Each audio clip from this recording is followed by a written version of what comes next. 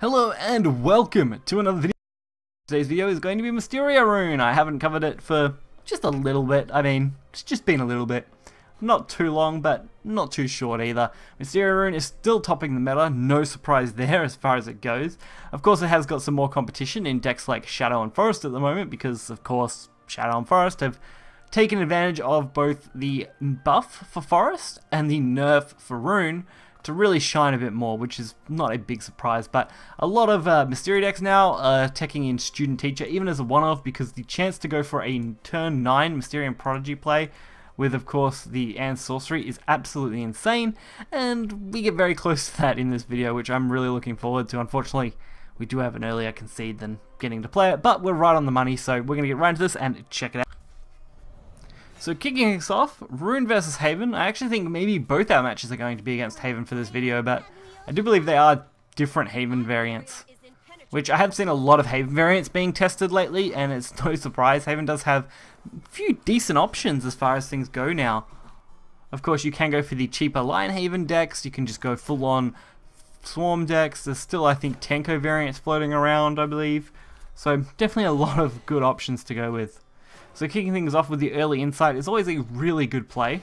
Of course, my opponent has their pretty optimal play as well with the Temple of Holy Lion. But we're going to go for Knight of Mysteria. Again, another pretty optimal play as far as things go for Mysteria decks. Him on turn 2 is usually one of the better cards you can play. The only disadvantage now is turn 3, which I have to probably play the Mysterian Spell Nerd, as I don't have any other decent option.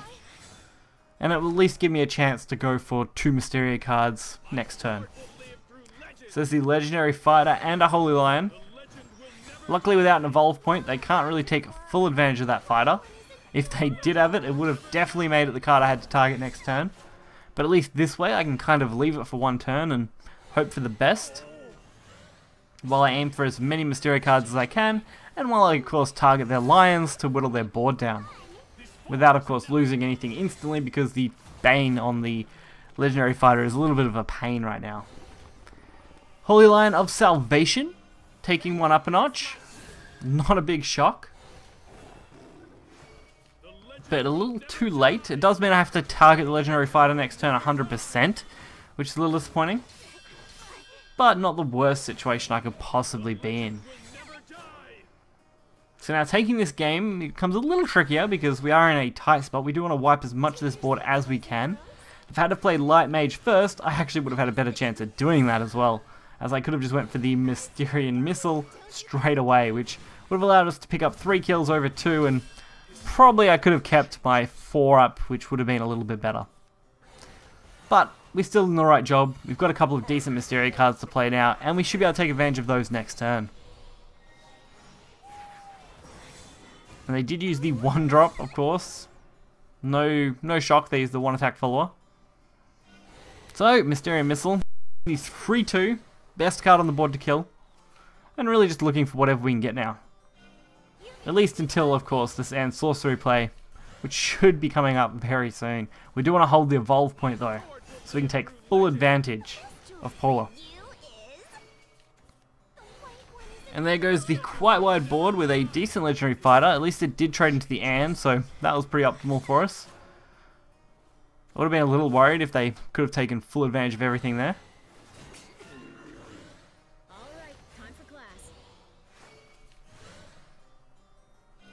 And dropping the and Sorcery. Really no better card to target at this point. Making active a couple of turns early should definitely save us some time. The only risk is, of course, Exelia. It's the only card in Haven that directly will counter this. Of course, it still will deal 4 damage, which is fairly decent, considering most Lion Haven decks don't have a good healing source. So it does mean we're going to be in a pretty decent advantage. And so we do need to deal 3 more damage, which is why I do decide to go for Zealot over anything else, as we are at 12 with our and Sorcery, so we just need to hit that to face, which our opponent, of course, realizes we've gone for early and Sorcery and unfortunately concedes before I can pull off the fancy 9-drop card. And so I was right, we do have another rune matchup following right on the back of that one, with Rune into Haven. Seems to be a pretty decent matchup, honestly. Even though Rune does have a couple of decent counter cards, it is a matter of them being able to get it, which is very important. This hand isn't too bad. I throw the Fiery Embrace in favor of a Mysterian card since we already have Prodigy in hand. I'm keeping the Wormist because I can use it as a 2-drop, which, I mean, you really do want.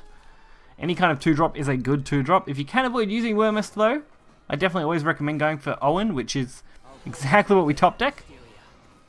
Pretty much perfect for this situation. Now it's just a real matter of dealing with whatever comes out. And with this 1-3, not too worried. So I do go for the Foresight. I was aiming to get Mysteria Knowledge because I could have then dropped my Mysteria cards down and set up for a very nice turn 4. But even without that, we're still in a pretty good spot.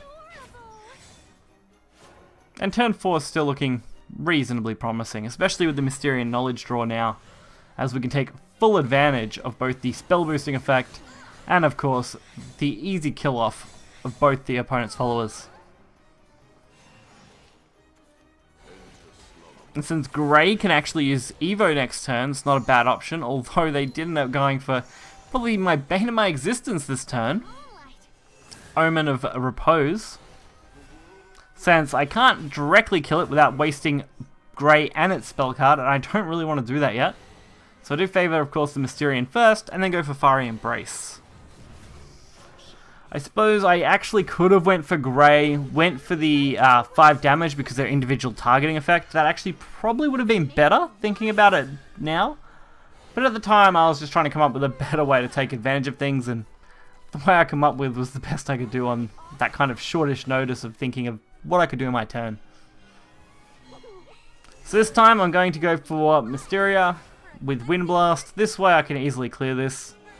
Fortunately, we were just off with the Wind Blast. If I could have got it all in one go, it would have been a much better time than having to waste that extra damage.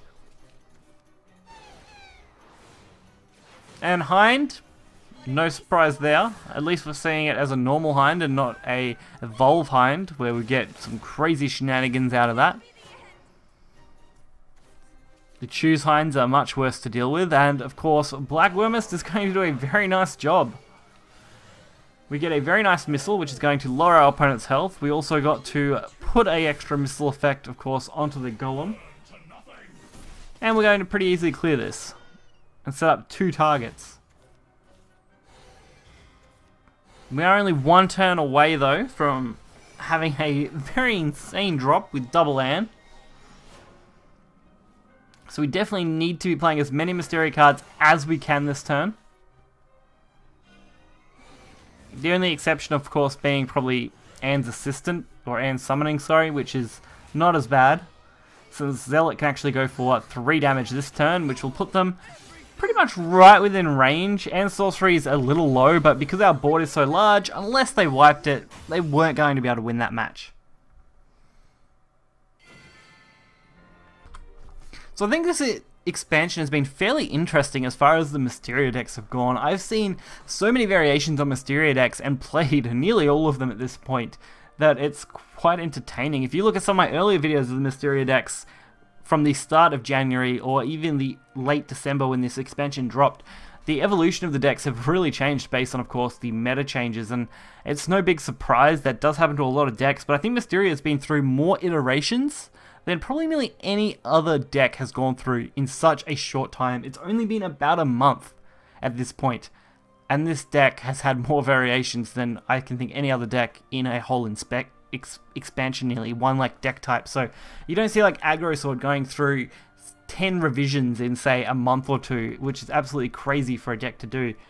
Like, this is just nuts. A lot of people hate it because, of course, it's very hard to just have a counter out immediately. There are counters that exist, but they're obviously not perfect, and I myself don't go much for full-on OTK decks, but I always seem to enjoy the rune ones. They're always a lot of fun when you pull them off. Not so fun to have pulled off against you, but definitely more enjoyable when you're playing them. So hopefully you guys enjoyed this video. If you did, hit the like button and subscribe. You'll find the deck list in the description below. Until next time, see ya.